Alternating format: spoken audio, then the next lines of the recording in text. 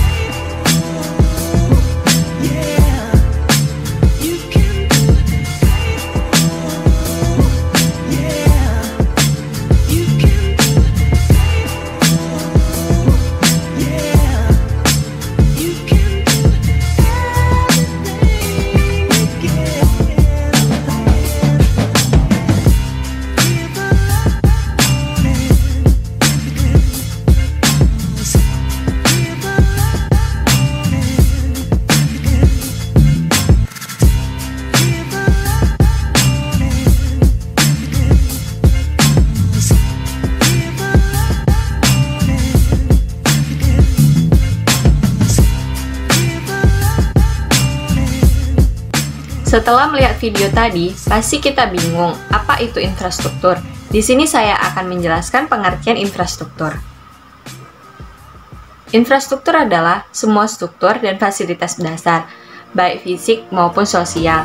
Misalnya, bangunan, jalan, pasokan listrik, yang diperlukan untuk kegiatan operasional, masyarakat, ataupun perusahaan. Pendapat lain juga mengatakan, apa itu infrastruktur? Infrastruktur adalah semua jenis fasilitas yang dibutuhkan masyarakat umum untuk mendukung berbagai kegiatan kehidupan sehari-hari. Oke, di sini juga ada pengertian infrastruktur menurut beberapa ahli. Saya akan menjelaskan salah satunya dari Neil S. Gregg adalah sistem fisik yang menyediakan sarana drainase, pengairan, transportasi, bangunan gedung, dan fasilitas publik lainnya yang dibutuhkan untuk dapat memenuhi berbagai macam kebutuhan dasar manusia, baik itu kebutuhan sosial maupun kebutuhan ekonomi. Selanjutnya, pembangunan infrastruktur yang dibuat oleh pemerintah dari tahun 2015 sampai 2019. Kita bisa lihat di sini ada peta infrastruktur yang dibuat pemerintah, dilakukan secara merata di setiap kota di seluruh Indonesia, baik itu perbaikan jalan, transportasi umum, perkereta-apian, pelabuhan barang, dan bandara. Infrastruktur dibagi menjadi 3 jenis. Yang pertama, infrastruktur keras fisik, infrastruktur keras non-fisik, dan yang terakhir, infrastruktur lunak. Infrastruktur keras fisik dibagi lagi menjadi beberapa, yaitu jalan raya, bandar udara, jalur kereta api, pelabuhan, saluran irigasi. Infrastruktur keras non-fisik dibagi lagi menjadi pengadaan air bersih, penyediaan pasokan listrik, penyediaan jaringan telekomunikasi, penyediaan pasokan energi atau gas. Dan terakhir, infrastruktur lunak, yaitu etika kerja, pengaturan lalu lintas, pelayanan publik yang berkualitas. Di sini kita pertama akan membahas infrastruktur keras fisik, yang dibagi lagi menjadi infrastruktur jalan raya, perkereta-apian, pelabuhan, dan pertanian. Yang pertama, infrastruktur jalan raya. Infrastruktur jalan raya merupakan salah satu prasarana perhubungan darat yang memiliki peran penting dalam distribusi barang dan jasa, serta mobilitas untuk masyarakat dan sektor ekonomi lainnya. Oleh karena itu, pembangunan jalan raya sangat penting di suatu negara untuk pertumbuhan ekonomi. Pemerintah Indonesia tahun 2015 sampai 2019 saat ini telah fokus dalam pembangunan infrastruktur jalan raya guna menumbuhkan ekonomi yang kuat. Salah satunya pembangunan jalan raya yang telah difokuskan oleh pemerintah saat ini adalah pembangunan jalan tol Trans Jawa yang membentang dari Jakarta sampai Surabaya. Dan juga saat ini pemerintah membangun infrastruktur jalan raya lainnya yaitu Trans Tol Sumatera. Yang kedua, infrastruktur perkeretaapian. Pemerintah Indonesia targetkan punya 13.000 km rel kereta api hingga tahun 2030. Tidak heran, sekarang Indonesia sudah memiliki armada baru kereta api yang disebut Mass Rapid Transit atau MRT. Transportasi ini cukup diminati masyarakat karena terhindar dari kemacetan, cepat, dan harganya terjangkau. Tetapi pembangunan perkeretaapian di Indonesia sangat lambat karena investasinya yang cukup tinggi. Padahal jika pembangunannya secara merata di seluruh Indonesia, pemerintah memiliki keuntungan karena masyarakatnya sudah beralih ke transportasi umum. Yang ketiga, infrastruktur pelabuhan. Pelabuhan sebagai infrastruktur transportasi laut mempunyai peran yang sangat penting dan strategis untuk pertumbuhan industri dan perdagangan serta merupakan segmen usaha yang memberikan kontribusi perekonomian dan pembangunan nasional karena merupakan bagian dari mata rantai sistem transportasi maupun logistik. Transportasi laut sangat berperan penting dalam distribusi perekonomian baik barang ataupun dan jasa, khususnya di bagian timur Indonesia. Oleh karena itu, dibutuhkan pengelolaan pelabuhan yang sangat efektif, efisien, dan profesional untuk mendukung pelayanan pelabuhan menjadi lancar, aman, dan cepat. Yang terakhir dari infrastruktur keras fisik yaitu infrastruktur pertanian. Kementerian Pertanian atau Kementan menilai kantong-kantong kemiskinan masih banyak terdapat di pedesaan, sehingga peningkatan infrastruktur pertanian melalui program padat karya merupakan salah satu solusi menjawab tantangan mewujudkan ketahanan pangan nasional, sekaligus upaya meningkatkan kesejahteraan masyarakat, terutama petani. Program padat karya infrastruktur pertanian ini diharapkan menyentuh langsung kebutuhan publik sehingga dapat memberikan kontribusi selain peningkatan pertanian, pengentasan kemiskinan, juga penyediaan lapangan pekerjaan. Infrastruktur di Indonesia, khususnya pertanian, sangat penting untuk kebutuhan pangan. Ada hal yang disayangkan bagi pemerintah Indonesia. Seluas ini Indonesia, kita masih saja kekurangan dalam mencukupi kebutuhan pangan. Misalnya saja kebutuhan beras.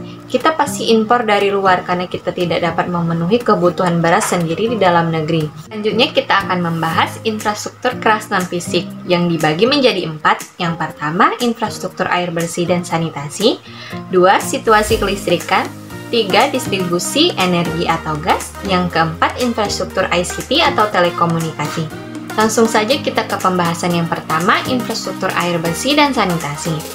Kurangnya atau minimnya air bersih di negara Indonesia, terutama di daerah yang aksesnya jauh.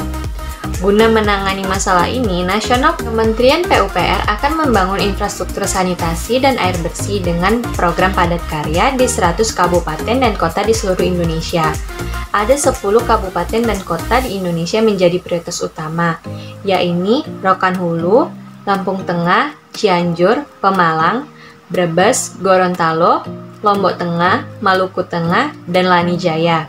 Untuk 10 kabupaten dan kota yang menjadi prioritas program ini akan mengalokasikan anggaran sebesar 50 miliar rupiah, yang rinciannya 30 miliar untuk pengolahan air limbah desa, 25 miliar rupiah untuk penyediaan air minum dan sanitasi berbasis masyarakat. Walaupun pemerintah melakukan program ini secara merata di seluruh Indonesia, ada saja daerah-daerah terpencil yang kekurangan air bersih. Untuk memenuhi kebutuhan air bersihnya, mereka mengandalkan air hujan dengan cara menampung dan mengendapkannya. Setelah itu barulah dikonsumsi dan digunakan untuk kehidupan sehari-hari mereka. Oleh karena itu, seharusnya pemerintah melakukan program ini secara merata di seluruh daerah, yakni khususnya daerah-daerah terpencil. Pembahasan yang ketiga yaitu situasi kelistrikan. Untuk menciptakan pasokan listrik secara mencukupi dan berkesinambungan dalam berjangka panjang, patut dipertimbangkan pembangunan pusat-pusat dan pembangkitan listrik. Tahun 2020 ini saja, PT PLN menyiapkan dana sebesar 90 triliun rupiah ini digunakan untuk membangun infrastruktur kelistrikan seperti transmisi, distribusi, dan juga tambahan pembangkitan listrik, serta program untuk memenuhi pasokan listrik di daerah-daerah terpencil yang saat ini belum ada pasokan listriknya. Pembahasan yang ketiga adalah infrastruktur distribusi energi, gas.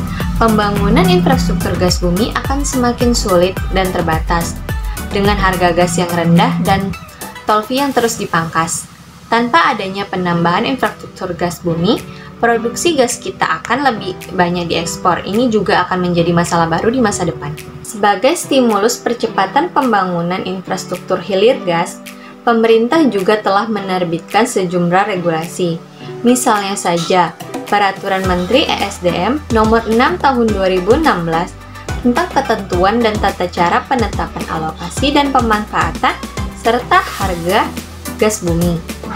Peraturan Menteri ESDM Nomor 58 Tahun 2017 tentang harga jual gas bumi melalui pipa pada kegiatan usaha hilir minyak dan gas bumi, sebagai telah diubah melalui Peraturan Menteri ESDM Nomor 14 Tahun 2019. Peraturan Menteri SDM Nomor 4 Tahun 2018 tentang pengusahaan gas bumi pada kegiatan usaha hilir minyak dan gas bumi. Pembahasan yang terakhir dari infrastruktur keras non-fisik adalah infrastruktur ICT. Menteri Komunikasi dan Informatika atau Menkominfo Rudiantara berkomitmen mempercepat pembangunan infrastruktur jaringan teknologi informasi dan telekomunikasi atau ICT untuk mengejar ketertinggalan peringkat ICT Indonesia di Asia Tenggara. Infrastruktur ICT Indonesia saat ini menempati urutan keempat setelah Singapura, Malaysia, dan Thailand. Setelah Indonesia ada Vietnam dan Filipina. Untuk menutup kesenjangan infrastruktur telekomunikasi sekaligus untuk mendukung perluasan akses digital Indonesia, pemerintah menyebut proyek perkembangan infrastruktur kabel optik Palaparing di bagian barat, tengah, dan timur Indonesia.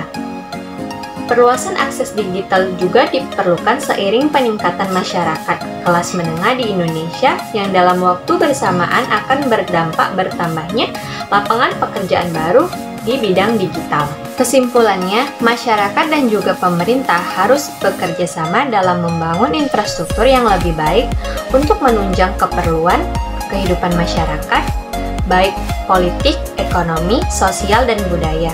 Oleh karena itu, marilah kita mendukung pembangunan infrastruktur secara merata di seluruh Indonesia dengan mendukung program-program yang telah dibuat oleh pemerintah.